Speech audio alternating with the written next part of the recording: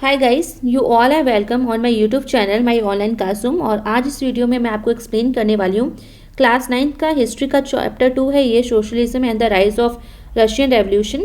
तो देखिए यहाँ पे जो है मैं टॉपिक है कलेक्टिवाइजेशन पॉलिसी ऑफ स्टालिन। तो इसको मैं एक्सप्लेन करने वाली हूँ और ये जो क्वेश्चन है आपका 3 मार्क्स का और 5 मार्क्स का आता है कई बार। तो देखिए क्या क्या मेन पॉइंट्स हैं इसके। कलेक्टिवाइजेशन, तो पहले समझ लेते हैं कि कलेक्टिवाइजेशन पॉलिसी क्या थी। तो सबसे पहली बात ये स्टालिन ने स्टार्ट की थी। कलेक्टिवाइजेशन का मतलब ही होता है कलेक्ट करना, ठीक है, कोई भी चीज़ को एकत्र करना।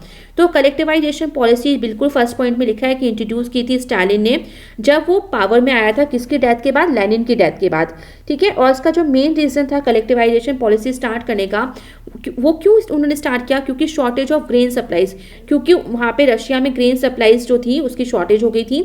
और एक आर्ग्यू भी था इस वजह से कि grain shortage was partially due to the small size of the holding. तो कारण ये भी था कि ये जो इतना शॉर्टेज हो रहा है अनाज का, वो इसी वजह से हो रहा है क्योंकि रशिया में जो किसान जहाँ पे खेती कर रहे हैं, वो जो पीस ऑफ लैंड है, ठीक है, ज़मीन जो है वो बहुत ही छोटी छोटी है, ठीक है, जो खेत हैं वो बहुत छोटे छोटे साइज़ के हैं।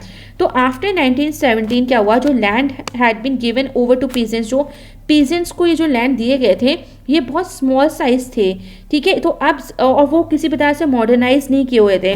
तो अब क्या था, डेवलप करना था इन मॉडर्न फार्म्स को, ठीक है, मॉडर्न फार्म्स के रूप में इनको डेवलप करना था। इंडस्ट्रियल लाइंस जो थी मशीनरी की, उसकी राह पे चलते हुए इनको मॉडर्नाइज करना था इन फार्म्स को। और इसके लिए नेसेसरी था कि कुल्लक्स, आपको याद होगा 1 मार्क क्वेश्चन बनता है कुल्लक्स कौन थे।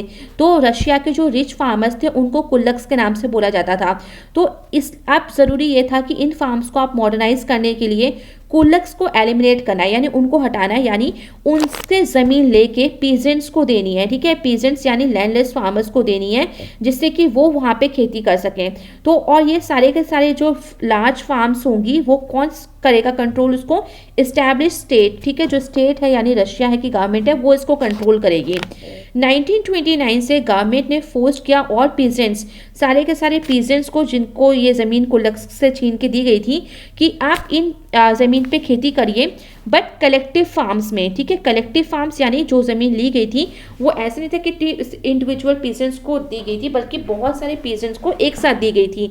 तो मिलजुल के आप एक बहुत बड़े पीस ऑफ लैंड पे खेती करिए, और इसी कलेक्टिव फार्म्स को कॉलखोज के नाम से जाना जाता है। अब क्या है नेक्स्ट पॉइंट की बल्क ऑफ लैंड, अब एक इतना सारा जो ज़मीन हो गई और implements were transfer to the ownership of collective farms. तो ओनरशिप भी यहाँ पे ट्रांसफर कर दी गई कलेक्टिव फार्म्स की।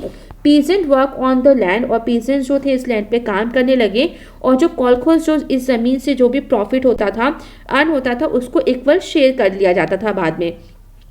इन विच पीजेंट्स जो थे resisted the authorities and destroyed their life stock. तो इससे देखिए एक जो इनरेस्ट जो खफा पीजेंट्स थे वो अथॉरिटीज से थोड़ा सा नाराज हो गए, ठीक है, विरोध करने लगे, रेसिस्टेड मतलब विरोध करने लगे, और डिस्ट्रॉय करने लगे अपने लाइफ स्टॉक, ठीक है, अपने जो भी लाइफ स्टॉक था उसको डिस्ट्रॉय करने लगे। And those who resisted collectivisation were severally punished, और जिन्होंने ये कलेक्टिवाइजेशन पॉलिसी का विरोध किया उनको पनिशमेंट भी दी गई सरकार के द्वारा। क्योंकि देखिए लोगों का यही कहना था अगर वो अपने इंडिविजुअल पर्सनल लैंड पे खेती करते हैं तो जितना भी वो प्रोडक्शन करते हैं तो उसकी आमदनी उनकी खुद की होती है, बट क्योंकि कलेक्टिवाइजेशन गवर्नमेंट के द्वारा उनके लैंड का किया गया था, अब उनकी खुद की पर्सनल इंडिविजुअल लैंड तो था नहीं, सारे किसान मिलजुल के एक ही खेत में काम कर रहे हैं, और इनकम जो भी प्रोड्यूस होगी, जो भी प्रोडक्शन के द्वारा, वो किसी एक को ही नहीं मिलेगी पर्सनली, जैसे कि पहले एक को ही मिलती थी, अब क्या है, अब बंटवारा होगा। तो इस वजह से कलेक्टिवाइजेशन पॉलिसी के लोग खिलाफ थे, ये जो पीजेंट्स थे उसके खिलाफ थे और विरोध कर रहे थे। तो पर सरकार के द्वारा भी उनको पनिशमेंट मिली जिन्होंने ये विरोध किया था। अच्छा, आप ये क्यों एक रेसिस्टेड कलेक्टिवाइजेशन क्यों कर रहे थे उसका विरोध? तो पीजेंट्स का कहना ये था कि that they were not rich, कि वो इतने अमीर नहीं है, ठीक है, वो अमीर नहीं है, and were not against socialism. तो उनका यही कहना था कि हम तो इतने अमीर हैं नहीं, तो आप हमसे क्यों इतना, मतलब ये जो पैसा वैसा जो है इस तरह से बंटवारा किया जा रहा है, क्यों ना जब हम पूरी मेहनत करें तो सिर्फ हम ही को क्यों ना मिले पैसा। साथ ही उनका ये भी कहना था कि वो सोशलिज्म के खिलाफ नहीं है। They did not want to work in collective farms for a variety of reasons. इसके साथ ही उनका ये भी कहना था कि हम बहुत वैरायटी ऑफ रीजन्स की वजह से हम कलेक्टिव फार्म्स पे काम नहीं करना चाहते हैं। तो स्टालिन गवर्नमेंट ने अलाउ भी करा कुछ इंडिपेंडेंट कल्टीवेशन को, जिन पीजेंट्स की एक्चुअल में कुछ ऐसी प्रॉब्लम थी कि हाँ वो इतने अमीर नहीं थे, तो उनको उन्होंने इंडिपेंडेंट कल्टीवेशन की परमिशन दे दी।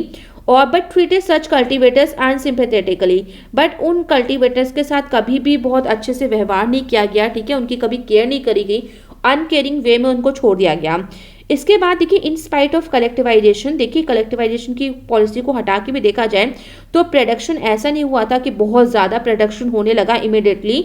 इनफैक्ट इतनी बैड हार्वेस्ट, बहुत ख़राब हार्वेस्ट हुई उस साल, फसल जो थी वो बहुत ही ख़राब हुई। 1930 से लेकर 1933 का टाइम था ये, और इसकी वजह से क्या हुआ, मोस्ट डिवास्टिंग फेमाइन, ठीक है, एक बहुत ही बड़ा अकाल जो था वो यहाँ पे आया सोवियत हिस्ट्री में, जिसको देखा गया जहाँ पे ओवर 4 मिलियन जो पीपल थे वो यहाँ पे मारे गए लोग। तो आई होप ये कलेक्टिवाइजेशन जो थ्योरी थी, पॉलिसी थी स्टालिन की, वो आपको क्लियर हो गई होगी। So thank you everyone and please like share subscribe this channel for more updates.